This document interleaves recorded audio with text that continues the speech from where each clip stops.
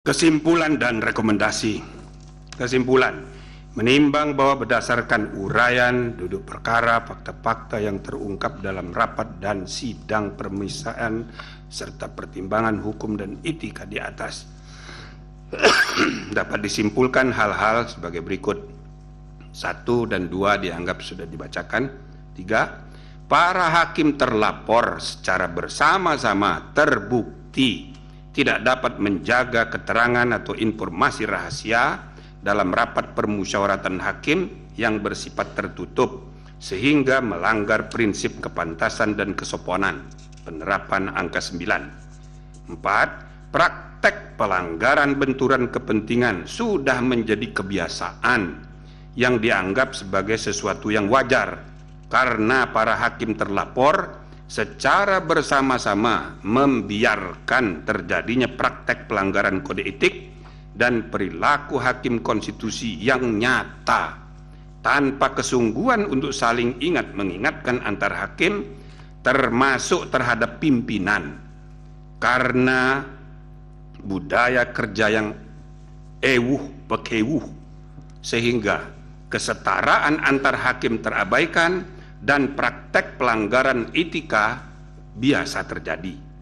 Dengan demikian, para hakim terlapor secara bersama-sama terbukti melanggar Sabta Karsa Utama, prinsip kepantasan dan kesopanan, penerapan angka 1. Rekomendasi, menimbang bahwa dengan bertolak dari hal-hal serta fakta-fakta yang ditemukan selama berlangsungnya proses persidangan Majelis Kehormatan Mahkamah Konstitusi, Majelis Kehormatan memandang penting merekomendasikan hal-hal berikut. 1. Hakim konstitusi tidak boleh membiarkan kebiasaan praktek saling pengaruh mempengaruhi antar hakim dalam penentuan sikap dalam memeriksa, mengadili, dan memutus suatu perkara yang menyebabkan independensi fungsional tiap-tiap hakim sebagai 9 pilar tegaknya konstitusi menjadi tidak kokoh dan pada gilirannya membuka peluang untuk terjadinya pelemahan terhadap independensi struktural kekuasaan kehakiman Mahkamah Konstitusi secara kelembagaan. 2. Hakim konstitusi tidak boleh membiarkan terjadinya praktek pelanggaran kode etik dan perilaku hakim konstitusi yang nyata tanpa kesungguhan untuk saling ingat mengingatkan antar hakim, termasuk terhadap pimpinan karena budaya kerja yang pekewuh sehingga prinsip kesetaraan antar hakim terabaikan dan praktek pelanggaran etika menjadi biasa terjadi. 3.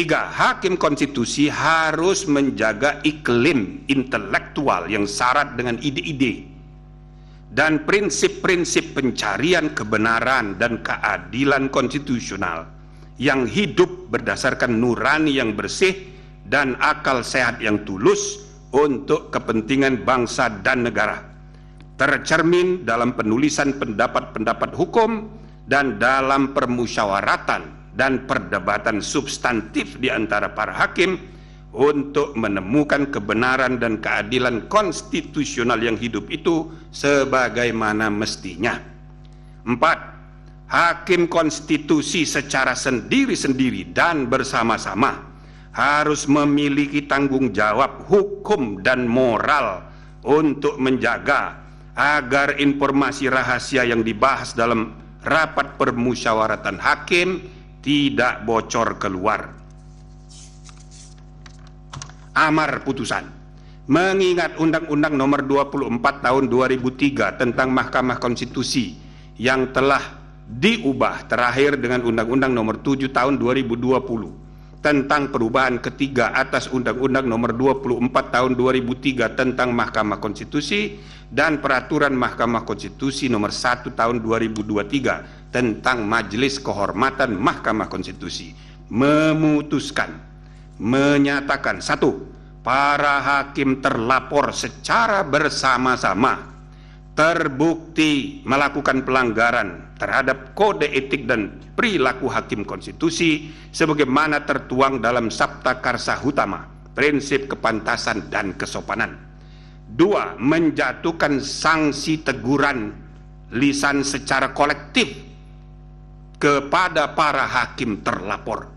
Demikian diputus dalam rapat Majelis Kehormatan oleh 3 anggota Majelis Kehormatan, yaitu Jimli As-Sidiki sebagai Ketua Merangkap Anggota, Wahiduddin Adam sebagai Sekretaris Merangkap Anggota, dan Bintan R. Saragih sebagai anggota pada hari Jumat tanggal 3 bulan November tahun 2023 dan hari Senin tanggal 6 bulan November tahun 2023, dan diucapkan dalam sidang pleno Majelis Kehormatan Mahkamah Konstitusi terbuka untuk umum pada hari Selasa tanggal 7 bulan November tahun 2023 selesai diucapkan jam 16.43.